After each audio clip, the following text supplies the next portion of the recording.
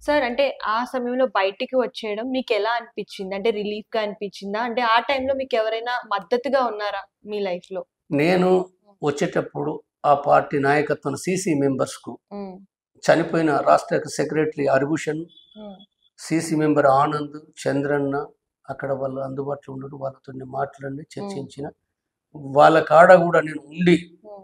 నాకు అంటే ఇప్పుడు బయటికి రావడానికి కూడా తగిన ఏర్పాట్లు కూడా జరగకుండా నేను తగిన రాలేను కాబట్టి హ్మ్. ఆ ఏర్పాట్లకు సంబంధించిన దాంట్లో కూడా వాళ్ళు కూడా భాగస్వాములే. హ్మ్. చంద్రన్న ఆ భాగస్వామి, హరిభూషణ్ భాగస్వామి.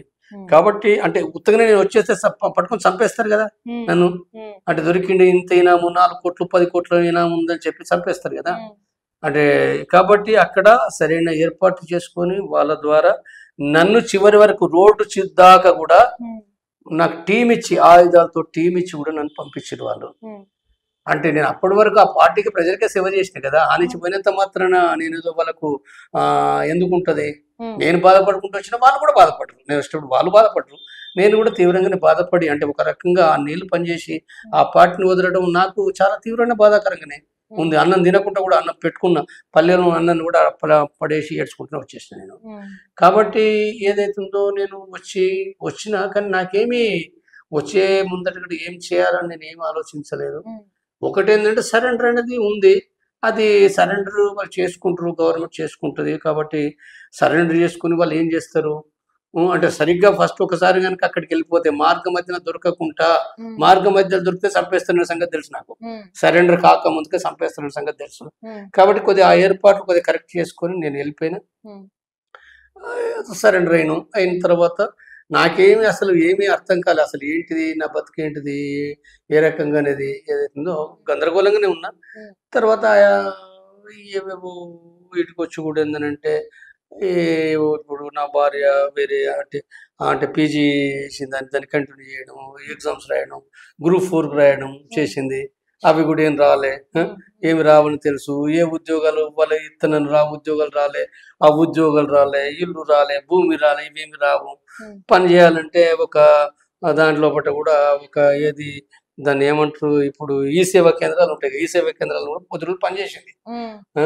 ఏదో 6,000, 7,000, 8,000 ఇస్తే పని చేసింది. ఆ తర్వాత చివరికి లాభం లేదనుకోని మళ్ళీ వచ్చేసి దుకాణం పెట్టుకున్నాం. కిరాణా దుకాణం పెట్టుకున్నాం. ఇద్దరం చేసినాం. హ్మ్. ఆ! రకరకాలుగా ఏదైనా ఇప్పుడు అంటే ఇప్పుడు నాకేమి నేను నేను బతకగలను. అంటే ప్రారంభంలో చాలా ఇబ్బందులు పడ్డా నేను. ఇప్పుడు నేను బతకగలను. అంతే నాకు వేరేది ఏం లేదు కదా! హ్మ్. ఇప్పుడు బతకగలుగుతా అనేది నాకుంది. బతుకుతున్నా నేను. సార్ అంటే ఉద్యమంలో ఉన్నప్పుడు అతి కఠినమైన సంఘటన ఏమన్నా చెప్పగలుగుతారా? అంటే చాలా క్లిష్టమైన పరిస్థితి, దుర్ఘటన గురించి అంటే మీరు ఉద్యమంలో ఉన్నప్పుడు అప్పుడు ఏమన్నా జరిగినాయా? నేను అంటే నాకు ఒక్కటని కాదు. హ్మ్. కష్టాలనంటే చాలా అంటే అన్ని కష్టాలే. హ్మ్. అన్ని కష్టాలే. అన్ని కష్టాలను కూడా ఆనందంగా వాటిని అనుభవించినాం. హ్మ్. ఆనందంగానే ఎక్కడ కూడా చాలా మెంటల్ టెన్షన్ ఏమి లేకుండా. అంటే ఇప్పుడు వర్షంలో పూట నడవాలి. 3, 4 గంటలు నడవాలి. వర్షంలో పట్టుకోవాలంటే కష్టమే కదా! హ్మ్. ఎండలో నడవాలంటే కష్టమే కదా! చలిలో పడుకోవాలన్నా కష్టమే కదా! ఇది మాత్రమే కాదు అనేక పోలీస్ బ్యాచ్‌ల మధ్యన కూడా హ్మ్. వెళ్ళిపోవాలి. బ్యాచ్‌లు మేము ఇప్పుడు 85 లోపట కూడా పోలీస్ బ్యాచ్‌లు ఏటునగర్ లోపట ఒక 40, 50 క్యాంపులున్నాయి. హ్మ్. ఆ! అంటే ఏటునగర్, మాదేపూర్ లోపట 100 గ్రామాలంటే 40, 50 క్యాంపులున్నాయి. 2 ఊర్లకు ఒక క్యాంప్ ఉంది. 3 ఊర్లకు ఒక క్యాంప్ ఉంది. ఆ! వాళ్ళు నిరంతరం కొమ్మింగ్ చేసేది. వాటి మధ్యన కూడా కష్టమే. తిండి దొరకకపోయేది. తిండి సమస్య ఉన్న అదయ్యేది. తర్వాత మేము ఫైరింగ్‌లు ఎదుర్కొన్నాం. చాలా ఫైరింగ్‌లు ఎదుర్కొన్నాం. మొదటి నుంచి నేను 84 మేల పోతే 80 చాలా అతి కొద్ది కాలంలో పుట్టినాయి. ఏటన్నర దళంలో కూడా సంగంపల్లి అనే గ్రామం కాడ హ్మ్. పోలీసులు అంబుష్ పెడితే మేము ఫైరింగ్ చేసినాం. హ్మ్. ఆ! అంటే అలాంటి ఫైరింగ్స్ అనేకమైన ఫైరింగ్స్ ఎదుర్కొన్నాం. హ్మ్. కాబట్టి కఠినమైనయేది ఉందో అనేక సందర్భాల్లో కఠినమైన పరిస్థితులు ఎదుర్కొన్నాం. హ్మ్. నేను ఛత్తీస్‌గఢ్ నుంచి జార్ఖండ్‌కి పోయినా. హ్మ్. జార్ఖండ్ కంటే అంటే అడవి తెలవది, బాట తెలవది, ఊరు ప్రజలు తెలవది, నీళ్లు తెలవది. హ్మ్. మా దాంట్లో మేము 30 మంది పోయినాం. 30 మందికి ఎవరికేం తెలవది. ఓన్లీ దిక్సూచి పట్టుకొని, హ్మ్. మ్యాపులు పట్టుకొని, అడవి ఎక్కడుంటదో అంచనా యేసుకుంటూ పోయినాం. హ్మ్. ఒక్కరోజు ప్రతిరోజు 10 గంటలు, 13 గంటలు, 14 గంటలు నడిచినాం. సాయంత్రం 4-5 గంటలకు బయలుదేరినా ఉంటే తెల్లారి 5-6 గంటల వరకు కూడా నడిచినాం. కొన్ని సందర్భాలు 8-9 దాకా కూడా నడిచినాం అడవిలోకి వెళ్ళాక. కాబట్టి ఇదైతే చాలా హార్డ్ లైఫ్. పోయేటప్పుడు వచ్చేటప్పుడు పోలీసు బ్యాచ్లు ఎదుర్కొంటూ మేము పోయేటప్పుడే పోలీసు బ్యాచ్లు ఎంగేజ్ అయినాయి. లీక్ అయిన విషయం మాకు తెలుసు. కానీ వాళ్ళకి దొరకకుండా కాన్ఫిడెంట్గా వెళ్ళిపోయినాం మేము. ఏ బాట దొక్కకుండా రాత్రి లైట్ వేయకుండా మొత్తం గుట్టలు ఎక్కుతూ పెద్ద పెద్ద గుట్టలు ఒక్కొక్క గుట్ట చీకట్ల 2 గంటలు పట్టేది ఎక్కాలి దిగాలి. బండలు చూసుకుంటా కట్టెలు పట్టుకుని నడిచేది. కట్టెలే రాత్రి అంతా గిరిలాలంతా కూడా కట్టెలు, ఒక రకమైన ఎదురు కట్టె చేసుకొని ఆ కట్టె అంటే తుపాకీలో కట్టె కూడా ఆయుధం అయిపోయింది. అది పొద్దు రాత్రి ఆ కట్టె ఎప్పటికి మళ్ళీ తయారు చేసుకోలేం కదా. ఆ కట్టె పట్టుకొని పోవడం రావడం కూడా చాలా హార్డ్ లైఫ్ అది. కాబట్టి ఇది ఏదైతుందో అలాంటి అనేకమైన కఠినమైన పరిస్థితులు గెరిలా నేనే కాదు ఎవరైనా అంటే అలాంటి కఠిన పరిస్థితులు ఎదుర్కొంటూ కూడా జీవించడం. ఇప్పుడు చూడండి ఫైరింగ్లో ఇప్పుడు గంగన్న అంటే బసవరాజు వాళ్ళు 17వ తారీఖు పోలీసులు వచ్చిన విషయం తెలుసు. వాళ్ళకు ఖాళీ చేశారు. 19వ తారీఖు ఉదయం మళ్ళీ పోలీసులు ఊరి దగ్గరికి వచ్చారు. ఖాళీ చేసి పోయేటప్పుడు ఆ రోజు 5 సార్లు ఫైరింగ్ అయింది. 5 సార్లు ఫైరింగ్ అయితే ఏం జరిగింది మళ్ళీ అంటే మళ్ళీ 19వ తారీఖు వాళ్ళకి తిండి లేదు, 20వ తారీఖు తిండి లేదు, నీళ్లు కూడా లేవు వాళ్ళకు. 21వ తారీఖు ఫైరింగ్ ఎదుర్కొన్నారు. చనిపోయినగా 21వ తారీఖు ఉదయం చనిపోయారు కదా. కాబట్టి అంటే 60 గంటలు కూడా అంటే వాళ్ళు ప్రకటనలో వాళ్ళు చెప్పింది వాళ్ళు అన్నం లేదు నీళ్లు లేవు అనే విషయాన్ని వాళ్ళు ప్రకటించారు. కాబట్టి ఇలాంటి ఇప్పుడు నేను వరంగల్ దగ్గర ఒక సంఘటన వాళ్ళు మహిళలే వాళ్ళు అంటే మీదికొండ అనే ఒక గుట్టలు ఉంటాయి అన్నసాగర్ ఏరియాలో ఒకట ధర్మసాగర్ అన్నసాగర్ పక్క పంట ఏంటంటే వరంగల్ దగ్గర ఉంటుంది. ఆ గుట్టలు ఉంటాయి. ఆ గుట్టల లోపల వాళ్ళకి కేంద్రం ఉండేది. వారం రోజులు 10 రోజులు ఉండేది.